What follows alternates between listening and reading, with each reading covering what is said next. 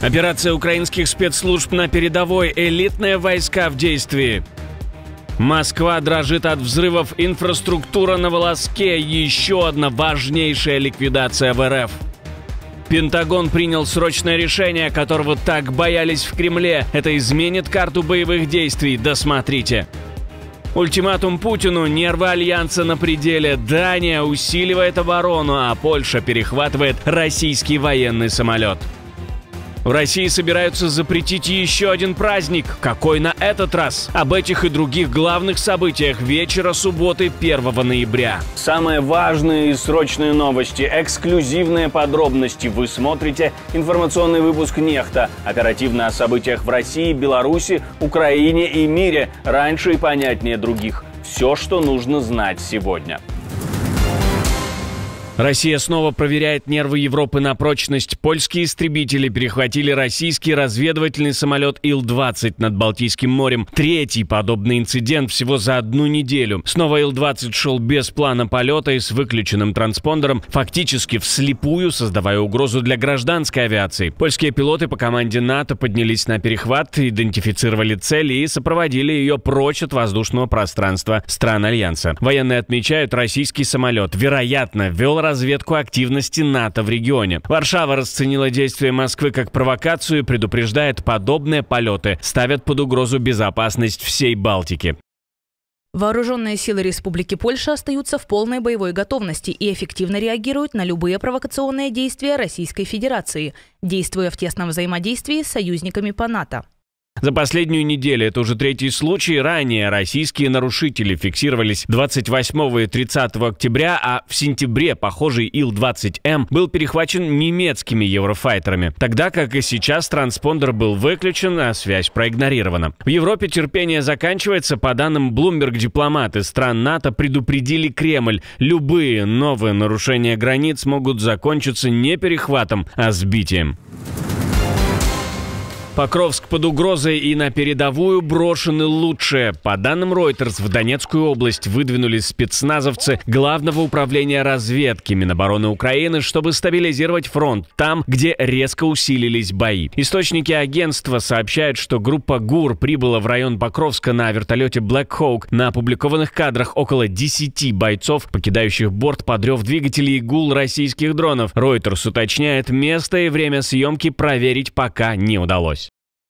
Украина отправила спецподразделения для ведения боевых действий в восточной части города Покровск, который находится в осаде. Эта операция показывает, как Украина борется за стабилизацию ситуации в стратегически важном городе, после того, как в этом месяце десятки российских войск прорвали его периметр. По информации 7-го корпуса быстрого реагирования, операцию лично курировал глава украинской разведки Кирилл Буданов. Ее проведение осложнялось постоянной активностью российских беспилотников, но задача была выполнена, стабилизировать линию обороны удалось. Ранее Владимир Зеленский признал, ситуация в Покровске крайне тяжелая. Москва стянула туда около 170 тысяч военных, и именно этот участок стал главным направлением российского удара.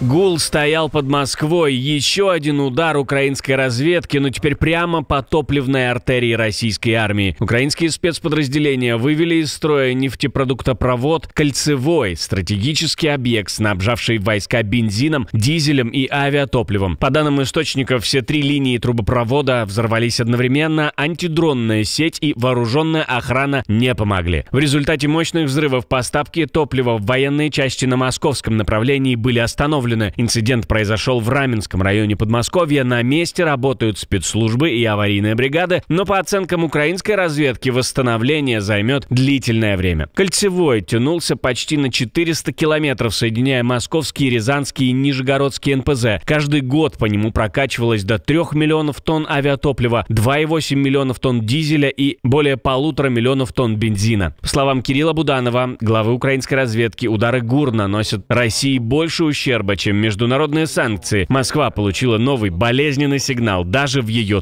тылу нет больше безопасных зон.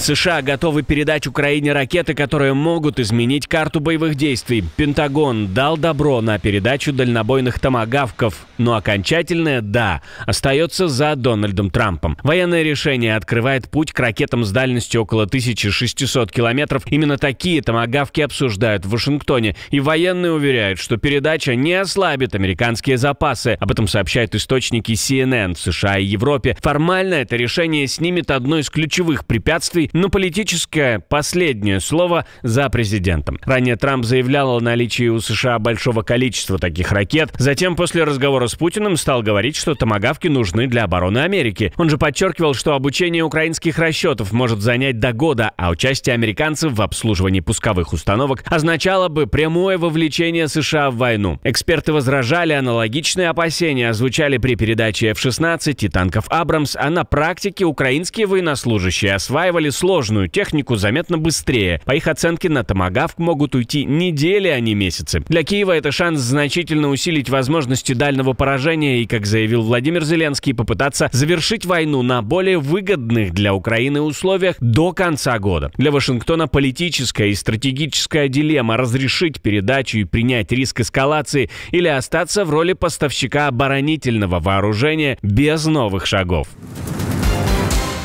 А сейчас хочу обратиться к нашим подписчикам, ведь это именно вы решаете, узнает ли обо всех этих новостях еще большее количество людей. Каждая ваша подписка, каждый лайк, каждый репост и каждый комментарий длиннее 6 слов, каждый досмотр видео до конца помогают продвигать наши ролики среди сотен тысяч новых пользователей. Так еще больше людей узнают правду именно благодаря вам. Спасибо, что остаетесь с нами, и продолжаем. Кампания публичных извинений докатилась и за океан. Канадский премьер Марк Карни попросил прощения перед Дональдом Трампом. Поводом стал рекламный ролик против тарифов, в котором использовались кадры с Рональдом Рейганом. Да, я извинился перед президентом. Президент был оскорблен этим поступком или этой рекламой. И это не то, что я бы сделал. Я бы не стал размещать такую рекламу. Поэтому я извинился перед ним. Трамп тогда взорвался, назвал рекламную кампанию фейковой и в ответ объявил о повышении пошлин на канадские товары еще на 10%, одновременно заморозив все торговые переводы. Эпизод с рекламой, где старые речи Рейгана были обыграны как упрек Трампу, мгновенно стал вирусным и превратился в новый виток напряжения между соседями. Праздновать Хэллоуин в России нельзя. Это незаконно, говорит депутат Госдумы. Виталий Милонов снова взялся за охрану морали, на этот раз против Дня всех святых. Говорит, что это якобы языческий обряд без регистрации. По словам Милонова, отмечать можно только дома, и то без костров. К тому же предложил создать общину друидов, взять в союзники Наталью Поклонскую, пройти регистрацию в Минюсте и только тогда, цитирую, плясать вокруг костра с папоротником и тыквой. Сначала Минюст, получаете регистрацию, и тогда уже делайте, что хотите в рамках вашего языческого культа. Отмечаете, празднуете, пейте, войте там. Чуть не сказал, шаман. Вот, войте и так далее. Сейчас никаких правовых оснований для отмечания Хэллоуина нет, только у себя в квартире. Но в квартире, главное, животных не мучайте. И пока тысячи россиян готовили костюмы, Милонов требовал у Минюста фактически лицензировать веселье. Иначе, говорит, никакого правового основания для тыкв и масок нет. Ну, к следующему году будут готовы. Берлинский аэропорт парализовала дроновая тревога. Из-за неопознанного беспилотника пришлось экстренно остановить все вылеты и посадки почти на 2 часа. Несколько рейсов были перенаправлены в другие города. Один самолет из Лондона сел в Гамбурге. Пассажиры слышали от пилота в небе дроны. На место вылетел полицейский вертолет, подключилось и Федеральное авиационное управление. К утру субботы полеты возобновились, но задержки сохранялись. Для ликвидации сбоев властям пришлось разрешить ночные вылеты до 2 часов. Инцидент не первый. С начала года в Германии зарегистрировано 144 случая помех из-за дронов против 113 годом ранее. Эксперты не исключают, что часть таких аппаратов может быть российского происхождения. Ассоциация немецких аэропортов назвала произошедшее безопасностным будильником и потребовала от государства усилить систему обнаружения и нейтрализации беспилотников. Арктика снова на грани военного противостояния. Дания усиливает оборону Гренландии на фоне растущей активности России в северных морях и тревожных прогнозов разведки. Копенгаген утвердил новый арктический оборонный пакет. Миллиарды долларов пойдут на морское патрулирование, системы подводного наблюдения, новые корабли и ледоколы. Мы знаем, что к нам и Арктике приковано повышенное внимание, и это обязывает нас делать больше. По данным разведки, риск эскалации между НАТО и Россией в регионе растет. Москва наращивает подводный флот, вводит в строй атомные субмарины «Борей-А» и восстанавливает старые советские базы с современными радарами, аэродромами и ПВО. Генерал Сорен Андерсон прямо называет Россию региональной сверхдержавой Арктики и предупреждает, после войны в Украине Кремль может переориентировать войска на север. Хотя прямое вторжение в Гренландию маловероятно, датские военные не исключают точечных атак по базе Питтуфик, аэропорту Кангерлусуак или даже по столице Нуук. Проблема в том, что оборонная инфраструктура Дании устарела. Основные силы сосредоточены на западе, ориентированы на Канаду, тогда как угроза приближается с востока, со стороны России. Дональда Трампа встретили в Перми. Официального визита не объявляли, план и график не прорабатывались, но вот первые кадры, которые сняли люди на улицах случайно. Извините, а вы замечали, что вы на Дональда Трампа похожи? Прямо. Ни разу?